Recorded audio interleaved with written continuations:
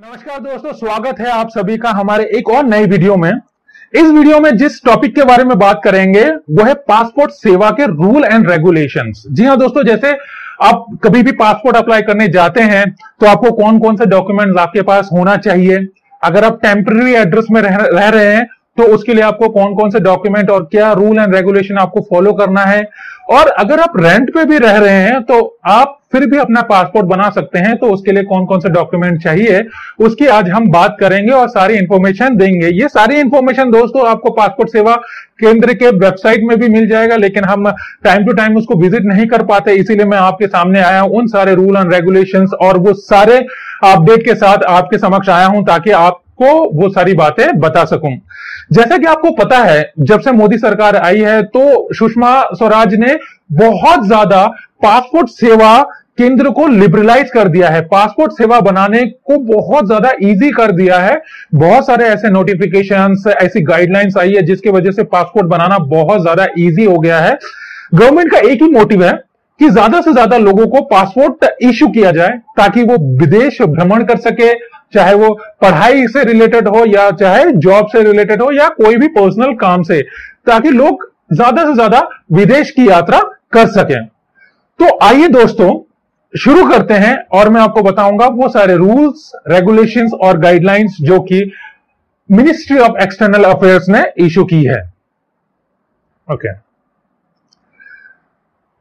तो दोस्तों जैसा आपको पता था कि आज जब से मोदी सरकार आने से पहले जब पासपोर्ट हम बनाने जाते थे तो 89 से पहले जिनका बर्थ हुआ हो उनके लिए जो date of birth certificate mandatory नहीं था, लेकिन 89 के बाद जितने भी लोग का जन्म हुआ है उनके लिए जो डेट ऑफ बर्थ सर्टिफिकेट है वो मैंडेटरी था।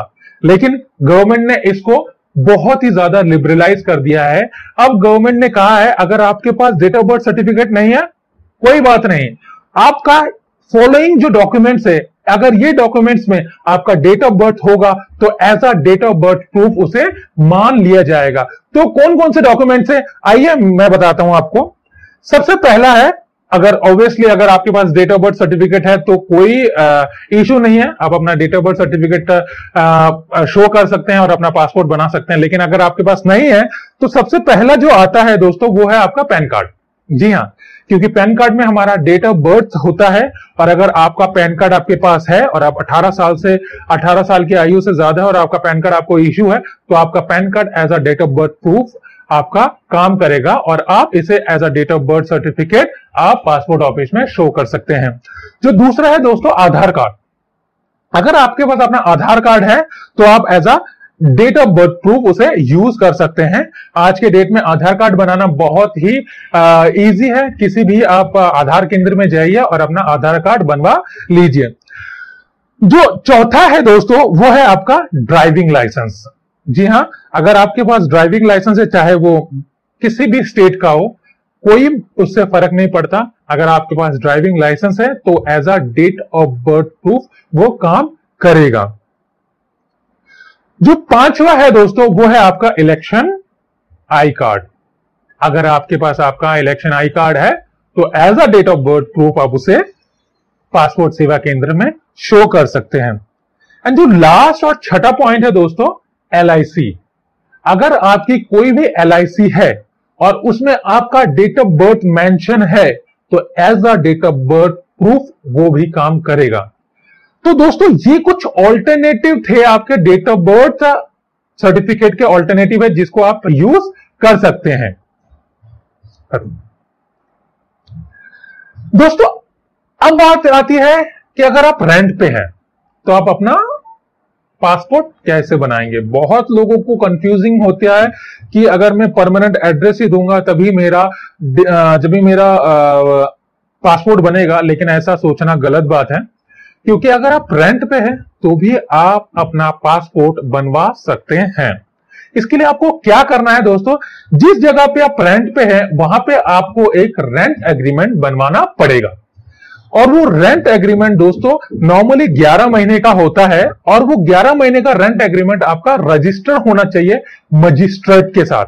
अगर वो रजिस्टर है तो as a temporary address proof उसे मान लिया जाएगा। लेकिन ध्यान रहे दोस्तों, जब आप एप्लीकेशन भर रहे हैं उसमें आपको अपना परमानेंट एड्रेस जरूर मेंशन करना है। अगर आपने अपना परमानेंट एड्रेस नहीं मेंशन किया और उसके साथ आपको एक डॉक्यूमेंट भी अटैच करना पड़ेगा आपके परमानेंट एड्रेस का, जो जहां का एड्रेस है। अगर आपने ये दो चीज फॉलो की तो पासपोर्ट ऑफिस वाले, पासपोर्ट सेवा केंद्र वाले आपका पासपोर्ट नहीं रोकेंगे और आपका पासपोर्ट इशू कर देंगे। तो दोस्तों ये थे आपका टेम्पररी एड्रेस में रहने वाले या जो रेंट पे रहते हैं। चलिए मैं आपको कुछ और महत्वपूर्ण बातें बताता हूं। जैसा कि बहुत सारे लोग ऑर्फन होते हैं, अनाथ होते हैं, तो उनका पेरेंट्स नेम उनको पता नहीं होता, ना मदर्स नेम ना फादर नेम उनको पता होता। तो इस हालत में क्या करें? तो उस हालत में आपको, आप जिस भी अनाथालय में आप पले बड़े हो या बड़े हुए हैं, वहां का जो डीन है या प्रिंसिपल है या जो केयर टेकर है, उससे आपको एक सर्टिफिकेट लेना होता है जिसमें आपका नाम होता है, आपका डेट ऑफ बर्थ होता है।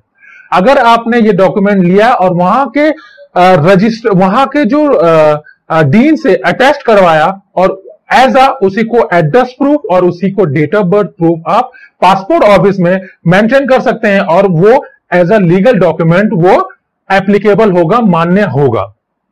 तो ये प्रोसेस फॉलो करके कोई भी अनाथ बच्चा अपना पासपोर्ट बना सकता है।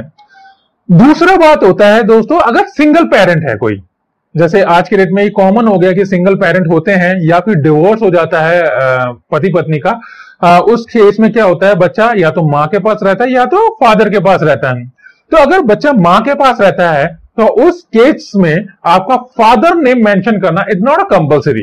अगर आप मेंशन करना चाहते हैं that is voluntary, but if you not want to mention then it is fully applicable. अगर आप नाम मेंशन करें या तो फादर नेम या मदर नेम, आप किसी भी एक सिंगल पेरेंट्स का नाम मेंशन कर सकते हैं और ये लीगली एप्लीकेबल है। तो दोस्तों कुछ और तथ्य जो है, अगर आप नॉर्मली जब हम पासपोर्ट ऑफिस का फॉर्म भरते हैं या ऑनलाइन एप्लीकेबल एप्लीकेशन भरते हैं, तो उस केस में क्या होता है, आप मैरिड है या अनमैरिड है आपको बताना पड़ता है और उस केस में आपका स्पाउस नेम या बीवी का नाम आपको मेंशन करना पड़ता है। लेकिन अब जरूरी नहीं है। किस केस में? अगर आपका डाइवोर्स हो चुका है।